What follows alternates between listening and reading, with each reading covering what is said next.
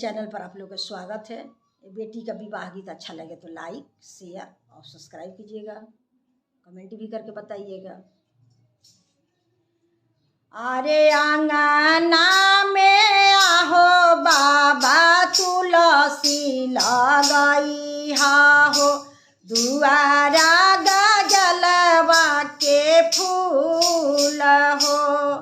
अरे आंगना में आहो बाबा तुलसी लगाई हा, दुआरा गजलवा के फूल हो, दुआरा गजलवा के फूल हो। जब बरियातिया दुआरे भिरी आइले, गजला धमके सारी रात हो, गजला धमके सारी रात है। सब केहू देखेला बरियातिया, दुल्हानी रेखे गजला फूल है। सब केहू देखेला आजन से बाजन, दुल्हानी रेखे गजला फूल है, दुल्हानी रेखे गजला फूल है। अरे दाना दहेज ससुर जी हम नहीं लेब, हम लेब गजला के फूल है। अरे दाना दहेज ससुर जी हम नहीं लेब, हम लेब गजला के फूल है, हम लेब गजला के फूल है।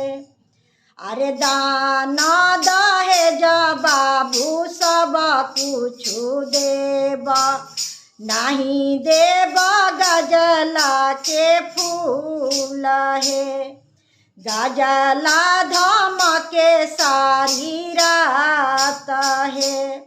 अरे दाना दहेज बाबू सब कुछ देब, नहीं देब गजला के फूल है, गजला धमके सारी रात, गजला धमके सारी रात है। इतना बचन जब सुनले सुंदर दुल्हा, धइले ले घोड़ा के लाहास है। इतना बचन जब सुनले सुंदर दुल्हा, धइली हले घोड़ा के लगाम है, धइली हले घोड़ा के लगाम है। अरे चौके पर छोड़ब ससुर जी राउरा बिटियुआ, बनी जइबा जोगिया फकीर है। अरे चौके पर छोड़बा ससुर जी राउरा धियावा, बनी जइबा जोगिया फकीर है, बनी जइबा जोगिया फकीर है। इतना बचन जब सुनली सुंदर बेटी, उठी गईली लंगा झझकार है। अरे तना बचन जब सुनेली सुंदर बेटी, उठी गईली लंगा झझकार है, उठी गईली लंगा झझकार है।